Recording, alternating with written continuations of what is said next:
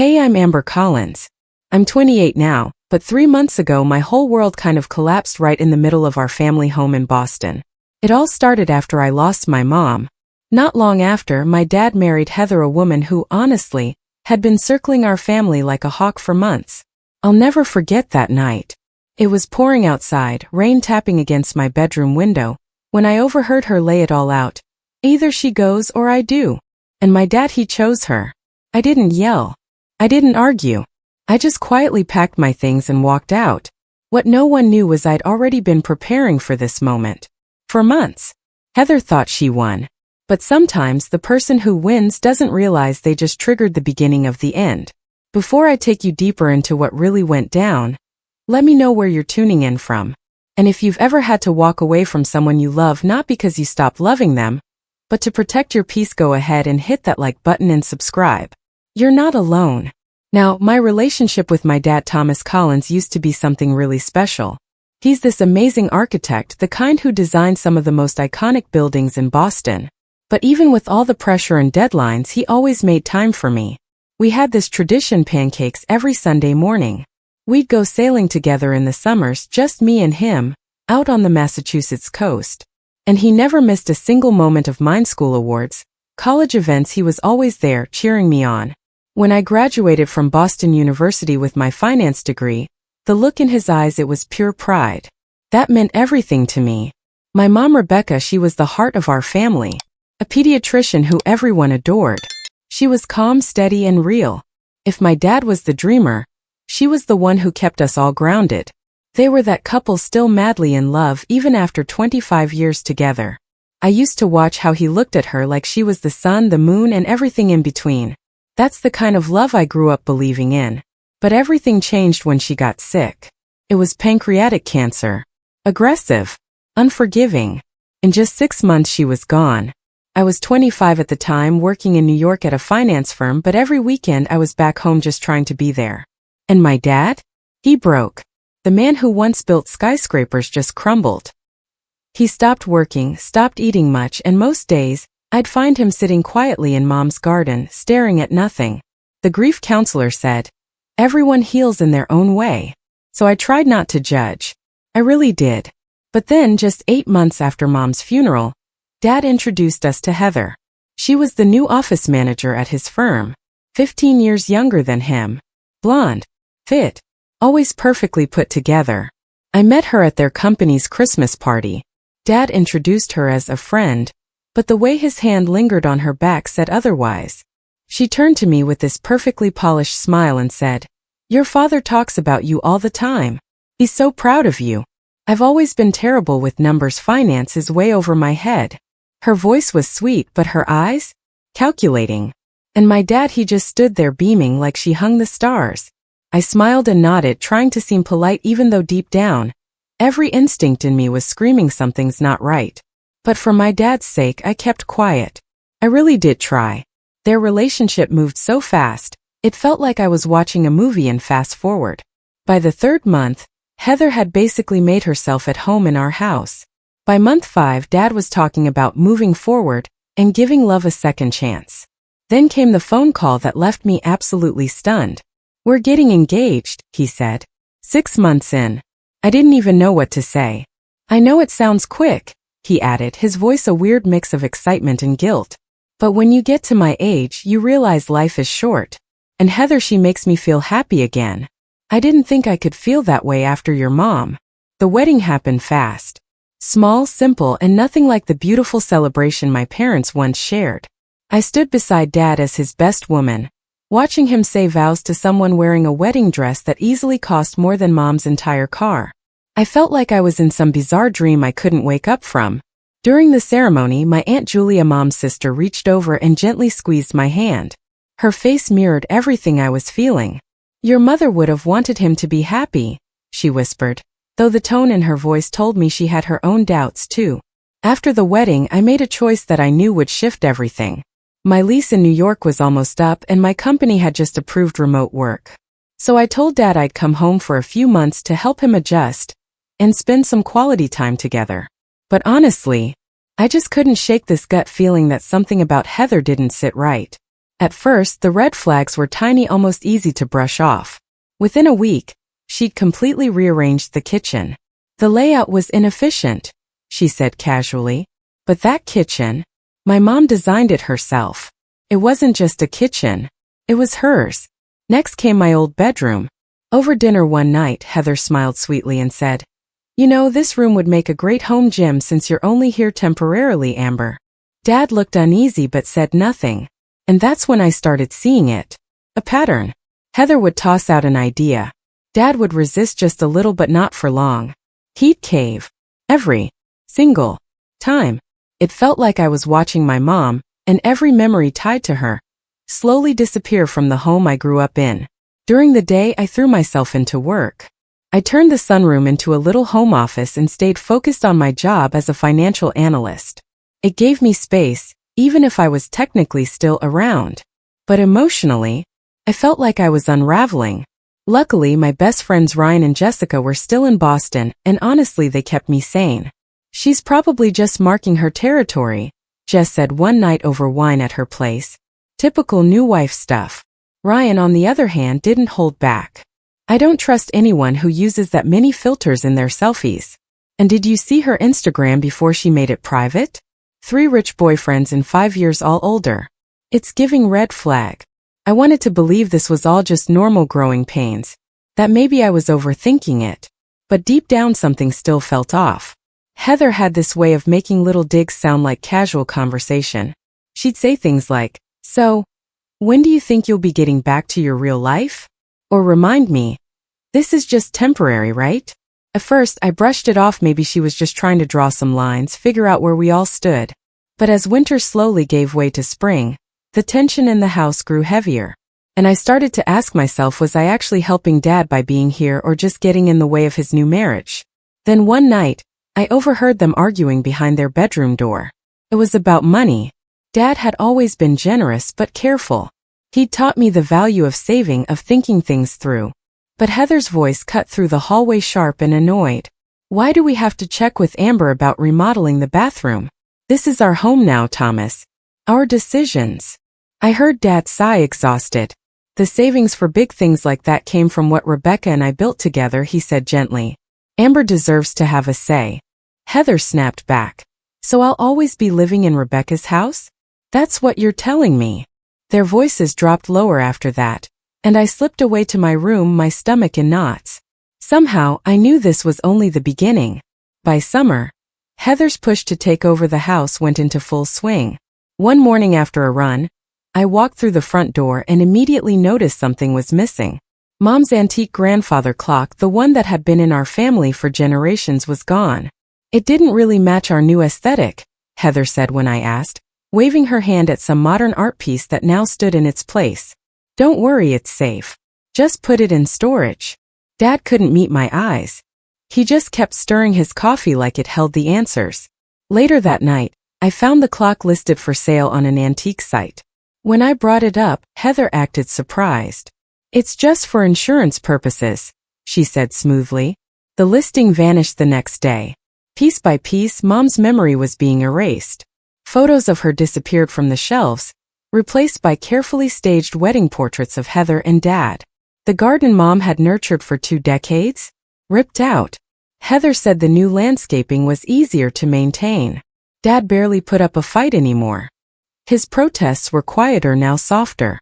Then, one night at dinner, Heather served up some quinoa dish Dad clearly didn't enjoy. He ate it anyway and casually mentioned, "Your father and I were thinking of redecorating your room once you move back to New York. You know, turn it into a guest room." I kept my voice steady. "I haven't decided when I'm leaving." I glanced at Dad, hoping for some backup. Heather gave a tight smile.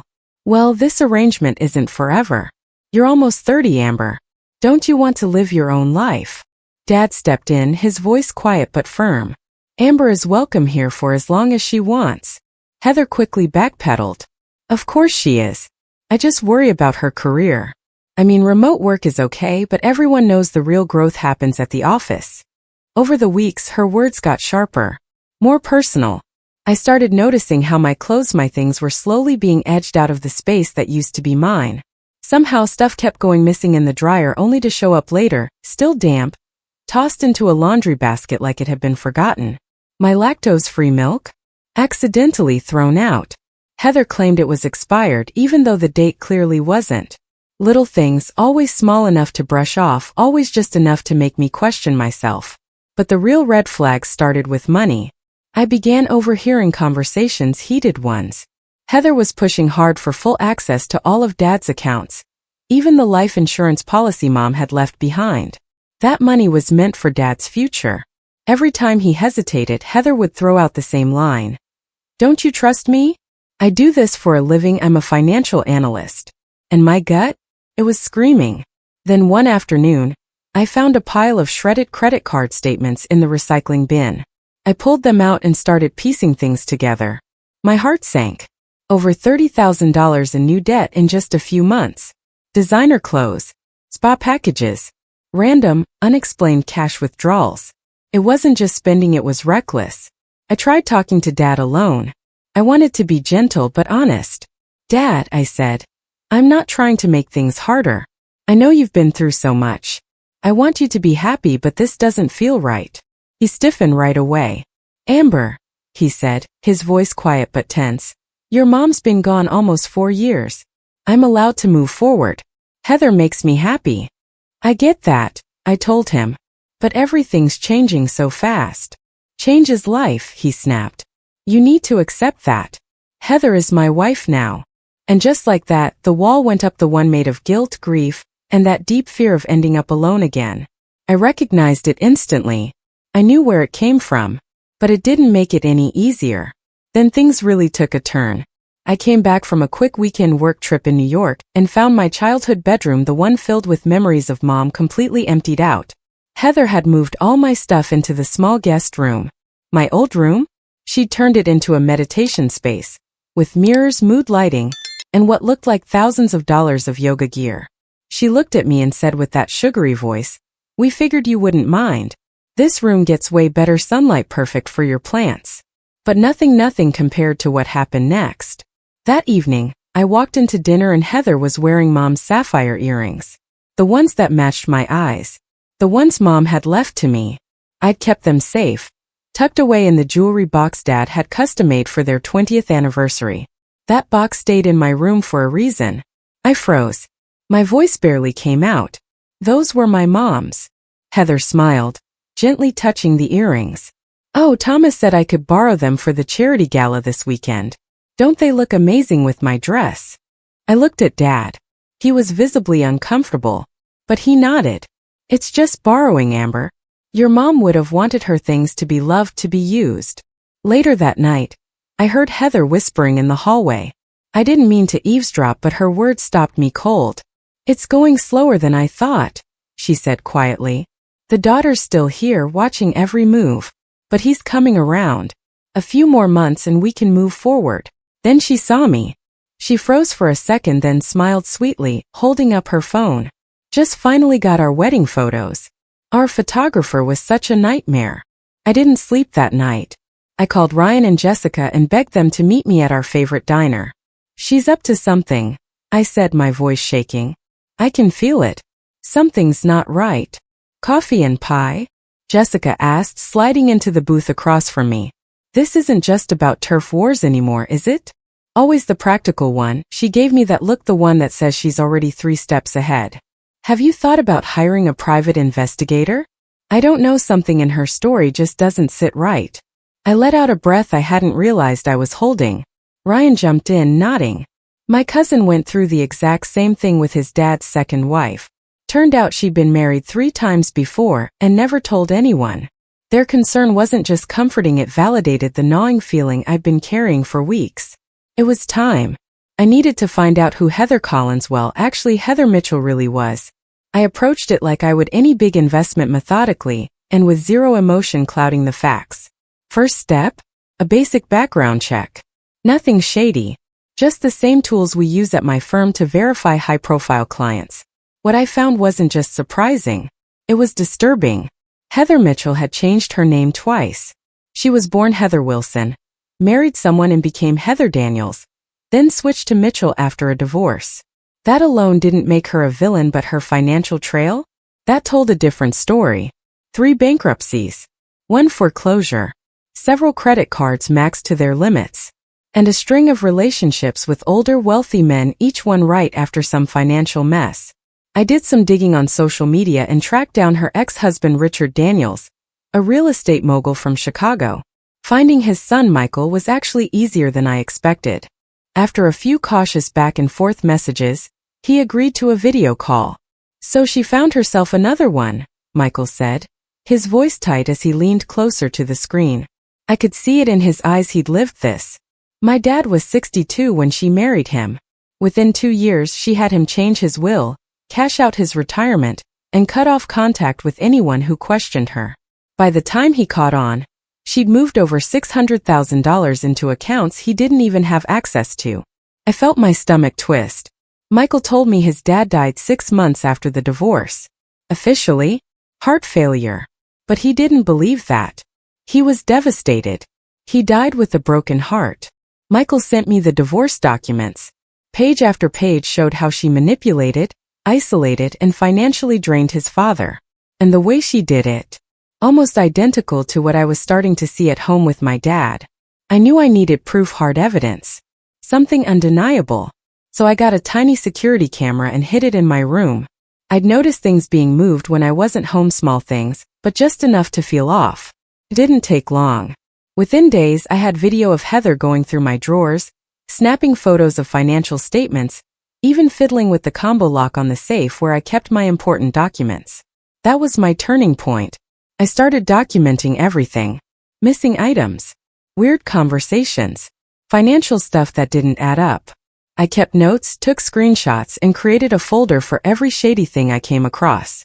Then I started reading up on Massachusetts tenant laws because if things got ugly, I needed to know my rights.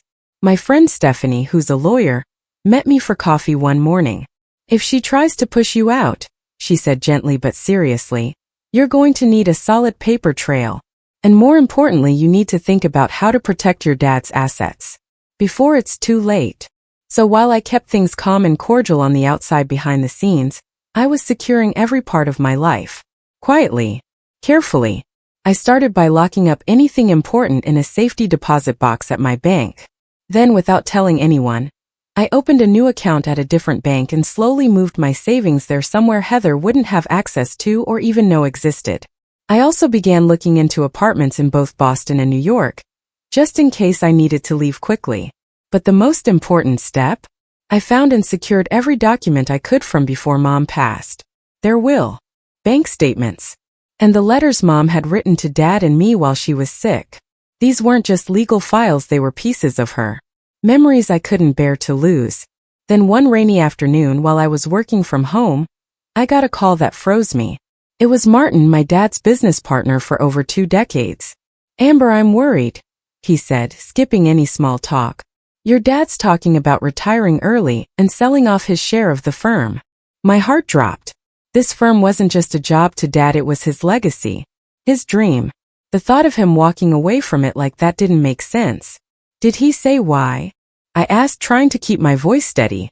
"Heather's been talking about them traveling the world," Martin said carefully. "It's all moving a little fast. And with the Henderson Tower project? He's been excited about that for years. It's just off." I thanked him and added everything he told me to the file I'd been quietly building. That night over dinner, I brought up the Henderson project casually, just to see what Dad would say. He paused, not meeting my eyes. "Actually, I'm thinking of stepping back from it," he said. "Heather and we've been talking about slowing things down." Heather jumped in, her hand sliding over his like she was making a statement. "Thomas has worked so hard his entire life. It's time he enjoys what he's earned. We're thinking of spending 6 months in Europe to start." And in that moment everything clicked. The plan wasn't just about love or marriage. It was about money. Get Dad to sell everything, cut ties with people who might question it, and vanish with his life savings. And I might be the only person left who saw it coming. That night I finalized what I now called my contingency plan. I knew confronting Heather would only backfire. If I pushed too hard, Dad would shut me out completely. I needed proof, real, undeniable proof, and the perfect moment to show him. Until then, I had to be ready for anything. even if that meant leaving the only home I'd ever known. What I didn't expect was how fast that moment would come. It started like any regular evening. I'd spent most of the day looking at short-term rentals and speaking with a forensic accountant about tracing Heather's finances. I was exhausted but still determined. At dinner, Heather was busy serving another failed attempt at Mom's lasagna. This version was practically inedible. Dad barely spoke. Heather, on the other hand, was in her usual bubbly mood, going on and on about decorating plans for Thanksgiving. "I'm thinking we go fully modern this year," she chirped.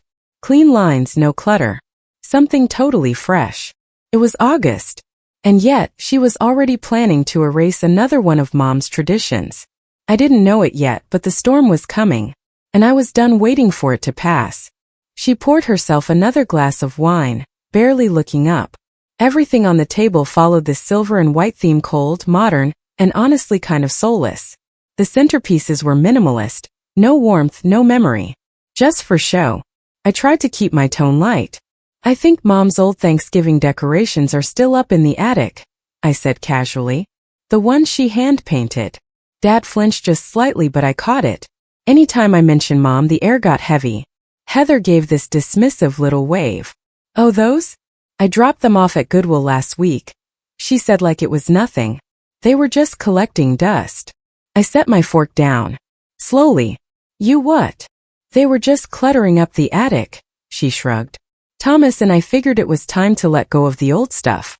Make space for our future." I looked over at Dad. He suddenly looked very interested in his mashed potatoes. "Did you know those were the decorations Mom and I made together every year?" I asked him softly. Heather cut in, already defensive. "Amber, we can't hold on to everything forever. Life moves forward." My voice was shaking, but I kept it as steady as I could. "That wasn't your decision to make. Those belong to our family. Not just to Dad." Her face hardened instantly. "This is our house now, Amber," she snapped. "Thomas and I decide what stays and what goes. This has been our home for 28 years, I said, holding her stare. "You've lived here for what, 10 months? And somehow you already act like you own the place." Her fake sweetness disappeared in a flash. "You follow me around, nitpicking everything I do, watching how we spend money like you're his personal accountant." "I'm just concerned," I said carefully, "about how fast everything's changing. Dad, don't you see it? The heirloom's getting sold off, the sudden talk of retirement. You've even been checking up on me at work." Dad finally looked up, confused. "Martin called me," he said. "He was worried. You've never talked about retiring early before, Heather." Heather slammed her wine glass on the table. "This is exactly what I'm talking about," she shouted. "She's trying to drive a wedge between us.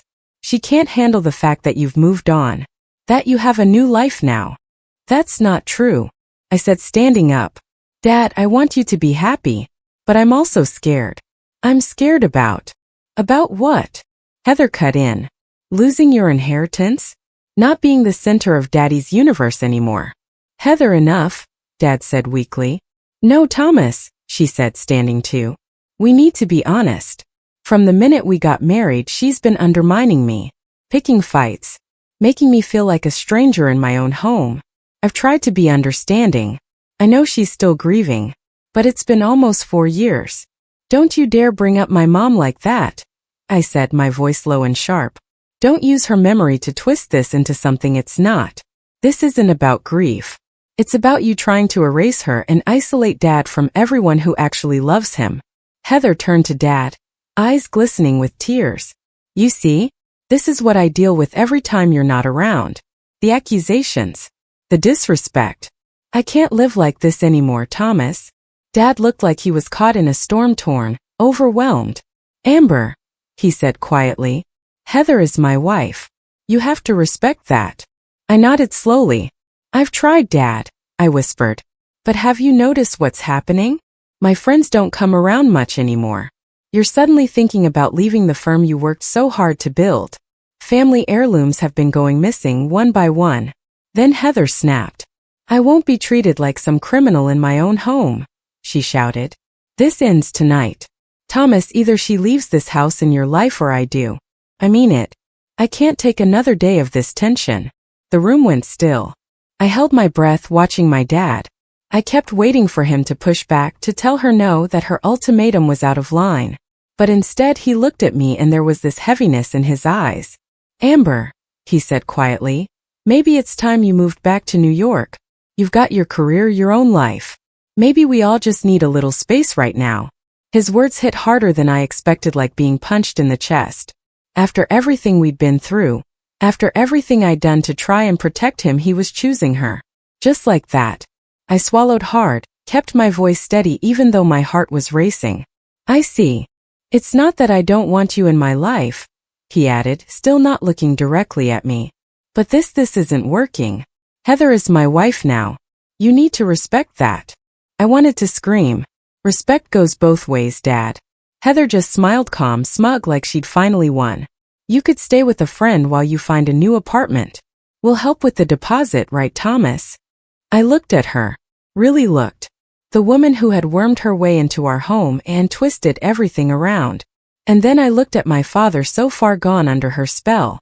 And I made a choice. Fighting now would only make things worse.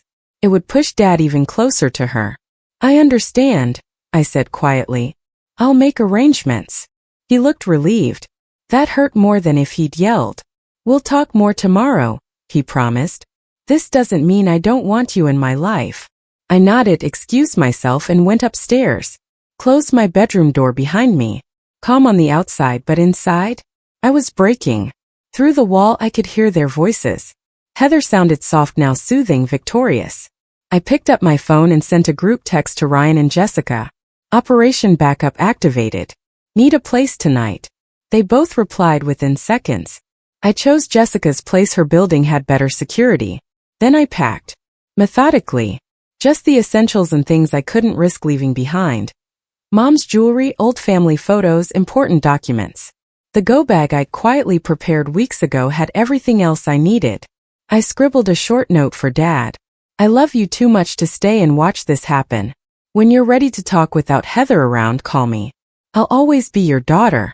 At 11:30 p.m. with their bedroom lights off, I carried my bags to my car. Quietly.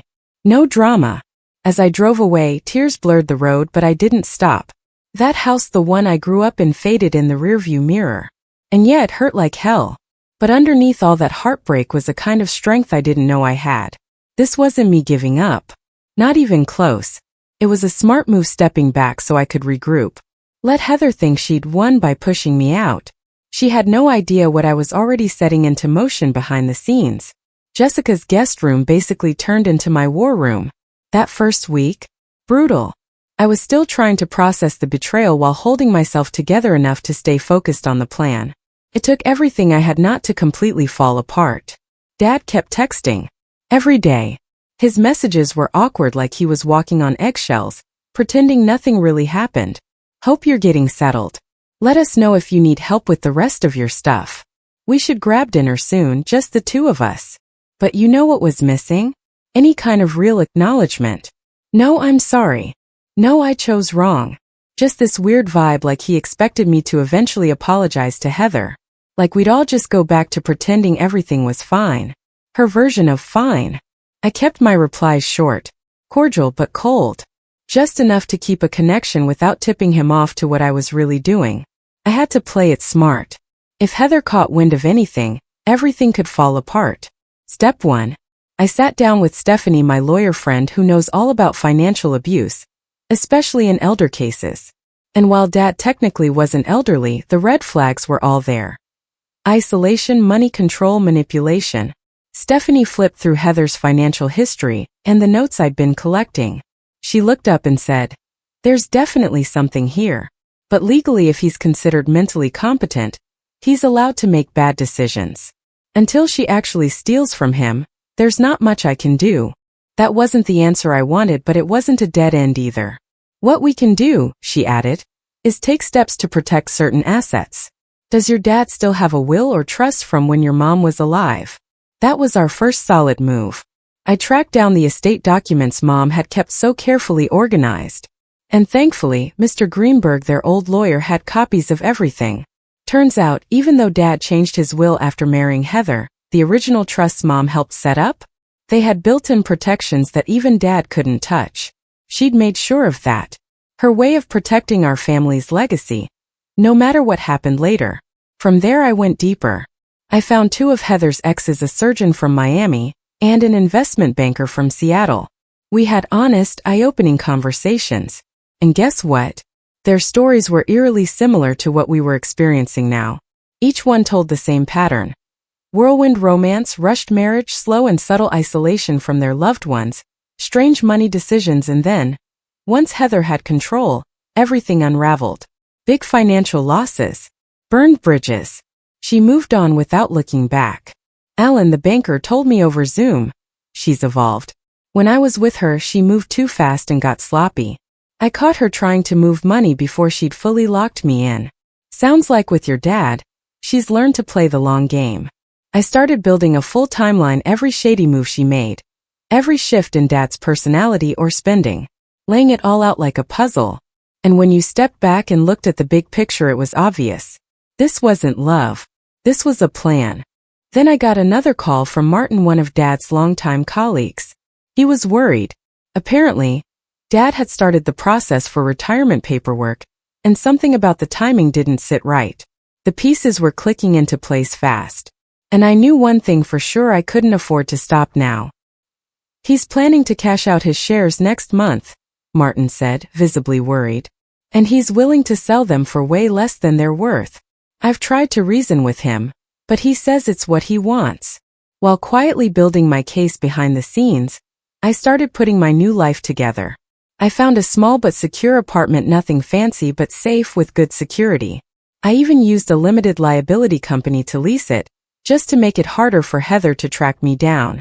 I kept my remote job, explaining to my kind, understanding boss that I was dealing with some serious family stuff and needed a little flexibility. Jessica and Ryan quickly became my emotional backbone. Jess, who's a social worker, helped me work through all the mental chaos while keeping my focus sharp. And Ryan, my go-to tech guy and a cybersecurity pro, helped lock down everything digital. He even set up alerts in case anything weird popped up in accounts I shared with Dad. You're handling all of this like a total boss, Jessica said one night as we sat cross-legged on my barely furnished floor, eating noodles straight from the takeout box. I'd be crying in bed for weeks. Oh, trust me. I've done plenty of crying too, I said with a small laugh. But breaking down doesn't help Dad. That's what she's counting on: tears, drama, chaos. But I'm not giving her that satisfaction. The Ice Queen act must be killing her, Ryan smirked. She wanted a soap opera ending, and instead you just vanished. Classic counter-narc move. I stayed in touch with Dad, but always on my terms: just lunch twice a month, always in public, always just the two of us. I never brought up Heather directly. Instead, I talked about good memories, his latest work projects, things that felt familiar and safe. I could see him struggling, waiting for me to explode, to beg, to accuse. But I never gave him that. One afternoon over coffee, he gently brought up a new plan. Heather found this beautiful villa in Tuscany, he said, carefully watching my face. We're thinking of going in October for 3 months. Italy's gorgeous in the fall, I said calmly. Then, almost casually, I added, will you visit Mom's favorite vineyard in Montepulciano? He paused. His smile faltered just a little. I hadn't thought of that. You should, I said softly. She always said the sunsets there were the most beautiful in the world. These weren't emotional jabs. They were quiet, intentional reminders, little pieces of Mom that I dropped gently into conversation. Not to guilt him, but to pull at the truth inside him. Tiny cracks in the fantasy Heather had carefully built. While I played the long game, my evidence file was growing fast. Financial records showed Heather had opened 3 new credit cards, and in just 2 months, she'd racked up over $45,000, mostly on luxury items like jewelry, watches, and designer bags. Stuff you could easily flip for cash. The forensic accountant I'd hired confirmed it. This was classic financial draining. But the most chilling discovery? Her emails with a real estate agent in the Cayman Islands. And no, it wasn't about a vacation home. She was asking about permanent residency and local banking laws. The kind you only care about when you're trying to move money somewhere the U.S. government can't touch it. By month 3 of what I started calling my quiet exile, the puzzle was coming together. Dad's retirement was official. The house was being staged for sale, downsizing before the trip, she called it. And slowly but surely, the more valuable things in the house started disappearing. Not big enough to draw attention, but piece by piece she was bleeding the place dry. I put together everything. A full file for Dad, evidence, witness statements, financial records, and a clear timeline that showed how things had been spiraling. Stephanie and I even drafted a legal plan in case we needed to act fast to protect what was left. Everything was ready. All I needed was the right moment, something real that would finally open Dad's eyes without making him shut down or jump to Heather's defense. But I couldn't force that moment. I had to wait for her to slip up. And that wait? It was brutal. Every day felt like a tightrope. But Stephanie kept reminding me, if you move too soon, she'll twist the story. She'll make you look like the jealous daughter trying to sabotage his happiness. We need something solid. Something even he can't explain away. Then it happened. A rainy Tuesday evening in October. They were in the middle of finalizing their Italy trip when Dad called. His voice sounded off. I hadn't heard that tone since Mom died. Amber, he said, barely above a whisper. I think I've made a terrible mistake. Can we talk? Not at the house. Somewhere private. Murphy's Diner? I offered. Our old go-to spot back when I was in high school. Perfect. 30 minutes. I got there first and chose a quiet booth in the back, away from everyone. When he walked in, I barely recognized him. In just 3 months, it was like he'd aged 10 years. The man who used to fill a room with confidence now looked tired, hunched, and hollow. Thanks for coming, he said, sliding into the booth. The waitress still remembered us. She brought 2 coffees without even asking. I leaned in. What happened? He stared into his cup for a long second. I was reviewing some documents for the Italy trip, the visa paperwork and financial stuff, and I noticed a few things that didn't make sense. Big withdrawals. Over $200,000 in just 2 months. I never made them. He pulled out his phone, showing me the screenshots. My stomach turned. Did you ask Heather? She had answers, sure.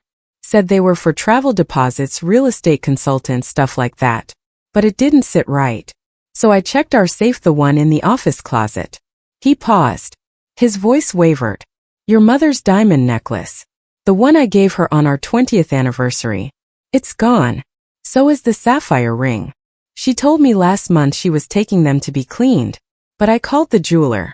They've got no record of it. I reached across the table and held his hand. It was shaking. What else? I found some papers in her desk. Ownership documents for a property in Grand Cayman. I didn't even know it existed. And then a passport. Same name but a different birth date than the one she gave me. Every word looked like it hurt to say out loud. Like hearing it himself made it more real. And then today. He showed me his phone again. She left it unlocked when she went out for a run. There were texts. Messages with someone named Marcus. They were talking about finalizing things, offshore accounts, timelines. My heart broke for him. Even though part of me felt like shouting I knew it, all I could do was sit there with him in that moment. Dad, I'm so sorry. I confronted her when she came home. His tone turned cold. You should have heard the things she said, Amber. She called me pathetic for looking through her phone. Said it was her time now, after watching her own mom struggle for so long. He looked down, his voice cracking. When I said I was calling the lawyer, she flipped. Said if I didn't go along with her plan, she'd take everything. That no one would believe me. That she'd tell everyone I was losing my mind just like my father. My grandfather had Alzheimer's toward the end of his life. It was one of the hardest things our family ever went through, and Heather, she used that pain like a weapon. She knew exactly where to strike. I should have listened to you, Dad whispered one night. After your mom died, I was terrified of being alone. Heather made me feel seen again. Wanted. I didn't realize what was really happening. You're not alone, Dad, I told him gently. You never were. You've always had me. He looked up at me with tears in his eyes. After the way I treated you, choosing her over my own daughter. His voice cracked. Family's more than one mistake, I said. Mom taught us that. He nodded slowly. Heather thinks I'm meeting with the travel agent right now. I don't know what to do, Amber. She has access to everything. This was the moment I'd been quietly preparing for. I reached into my bag, pulled out a flash drive and said, "Then let me show you something." For the next hour, I walked him through it all, every detail I had uncovered. The messy pattern of Heather's past relationships, the financial red flags, statements from her exes and their families, the trail of money she'd been draining, even the property purchases in countries with no extradition. And finally, a full legal breakdown from Stephanie, our family lawyer, outlining how Heather had been pulling this off, step by calculated step. Dad just sat there quiet. Sometimes he'd ask a question, his architect brain clicking into gear, connecting the dots. Finally, he looked at me with a new kind of clarity. "You've been investigating this all along," he said. "I had to," I replied. "Even after everything, even when you chose her, I couldn't just leave you vulnerable." He closed his eyes for a second. "It wasn't really a choice. By then I was already caught in her web. I was doubting myself, cut off from everyone who could have seen through her." "She's good at this." "She is," I agreed. "But I don't want her to hurt anyone else. I want you to be the last." Something shifted in him then. "So what do we do now?" I walked him through the plan Stephanie and I had laid out. Step 1. Lock everything down, change passwords, freeze accounts, secure anything valuable. Step 2. Legal action to protect what was left. And finally, when everything was ready, confront Heather, but not alone. With lawyers, with evidence, and with a clear exit strategy. "She's going to try to twist this," I warned. "Make you question yourself again." "Not this time," he said. His voice was strong. I hadn't heard that in years. "I've spent my life analyzing the integrity of buildings. Once you spot the flaw, you can't unsee it. I see her now, Amber. Clearly." We agreed to meet the next morning at Stephanie's office to start the process. As we were leaving, he paused and looked at me with a kind of sadness that comes from deep regret. "I failed you," he said quietly. "And your mother. She would have been so disappointed in how blind I was." "Mom understood grief better than anyone," I said softly. "She'd just be proud we're fixing this together." For the first time in so long, Dad hugged me, really hugged me the way he used to when I was little. "You're so much like her," he said. "Strong, smart, protective." "I had good teachers," I smiled, hugging him back. Driving home that night, my heart was a mix of so many emotions. Relief that Dad finally saw the truth. Anger at how long Heather had manipulated him. But mostly, determination. I was going to help him heal. Financially, emotionally, all of it. The next morning, Dad showed up to Stephanie's office with 2 big bags, his laptop, piles of financial records, and a few pieces of Mom's jewelry he'd managed to grab while Heather was at her usual spa appointment. "She has no idea I suspect anything," he said. "She thinks I'm with Martin, finalizing the firm's sale." From there, we hit the ground running. Stephanie walked us through every urgent step. Freezing joint accounts, changing credentials, documenting valuables, taking photos of everything. Most importantly, Dad signed power of attorney just in case Heather tried to retaliate legally. "This isn't just about stopping her," Stephanie told us. "It's about building a case to get back what she's already taken." By late afternoon, we'd stopped the financial bleeding. But the hard part was still ahead: confrontation and separation. Stephanie warned Dad not to go back to the house alone. "She's going to panic when she realizes the money's cut off. And scared people can be unpredictable." Dad nodded. "I've already packed the essentials. I'll stay at the residence near my office till this is over." As we wrapped up, his phone started buzzing. Heather, texting over and over, asking about the bank, trying to get back in. "It's starting," Stephanie said. "Are you ready for this, Thomas?"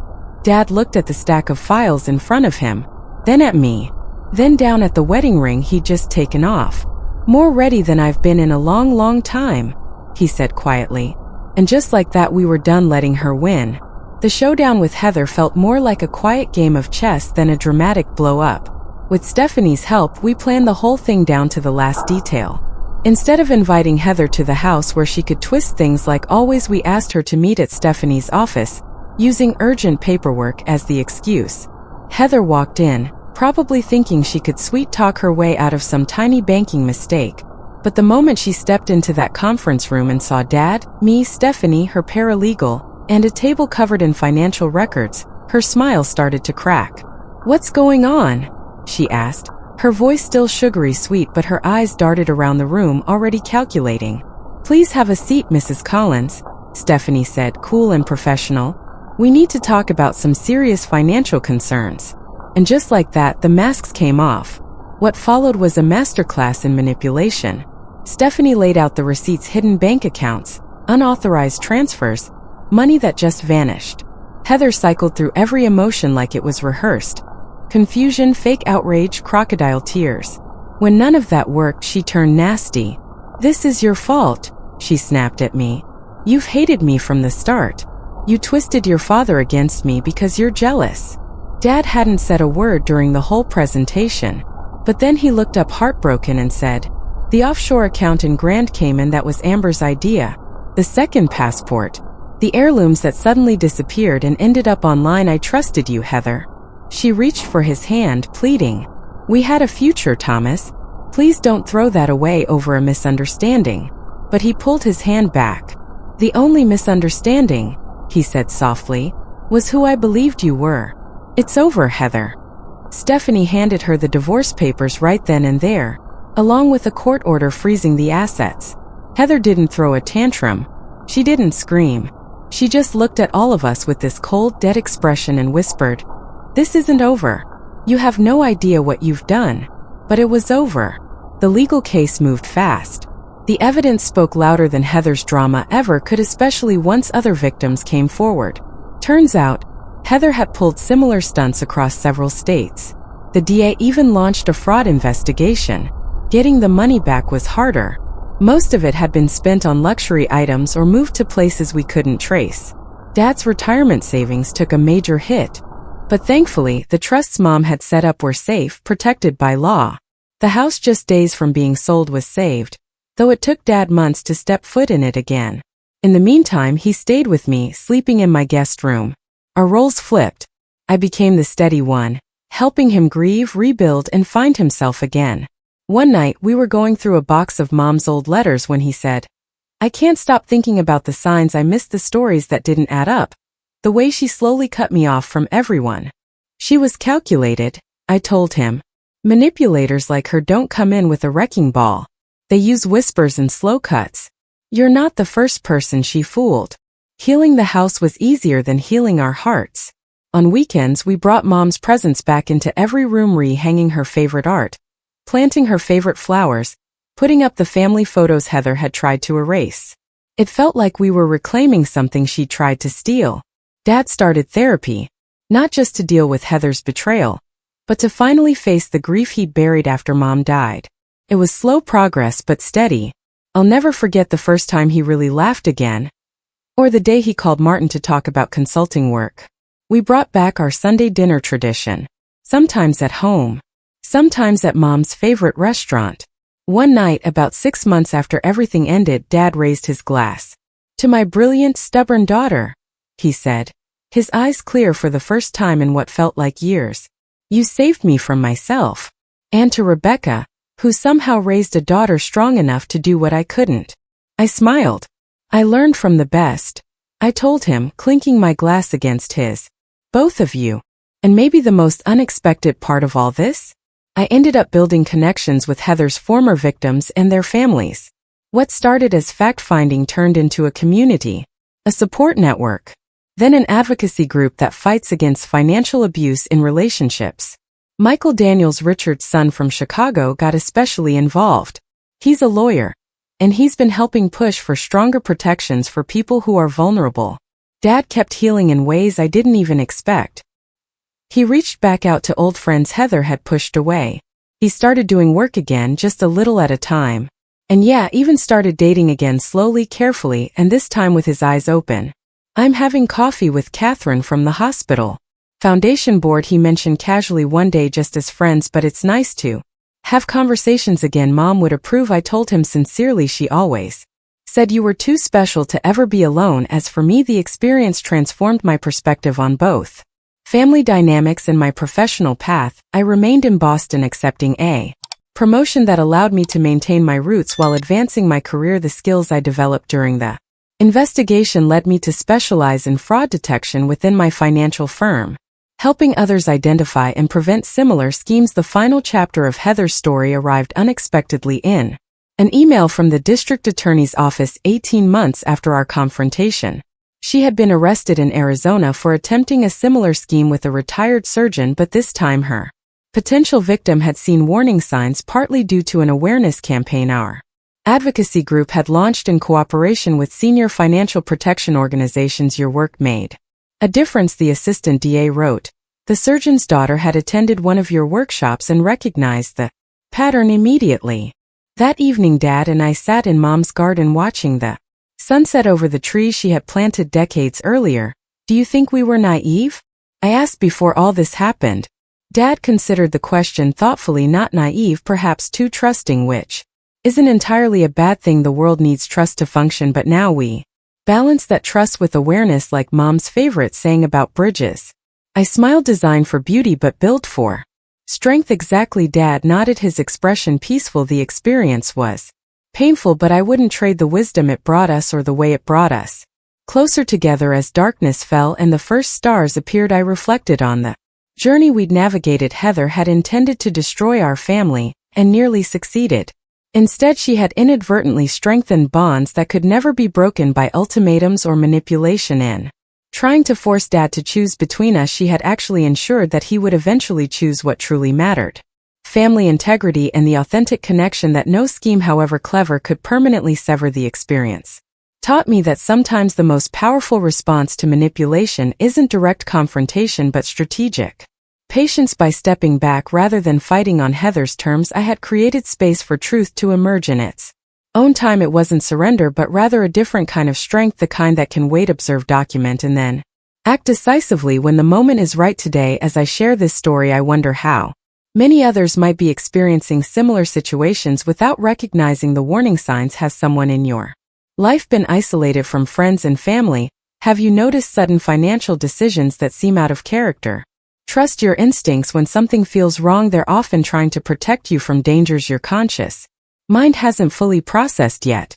I'd love to hear your thoughts or experiences in the comments below. Have you ever had to make a difficult strategic retreat to ultimately win an important battle? How did you navigate complex family dynamics during crisis? Your insights might help someone else who's struggling with similar challenges. If you found value in my story, please like and subscribe to support the channel and share with anyone who might benefit from these lessons. Remember that sometimes the strongest choice isn't fighting back immediately, but rather preparing wisely and choosing the right moment to stand your ground. Thank you for listening to my journey. Sometimes life's hardest challenges reveal strengths we never knew we had and connections that can never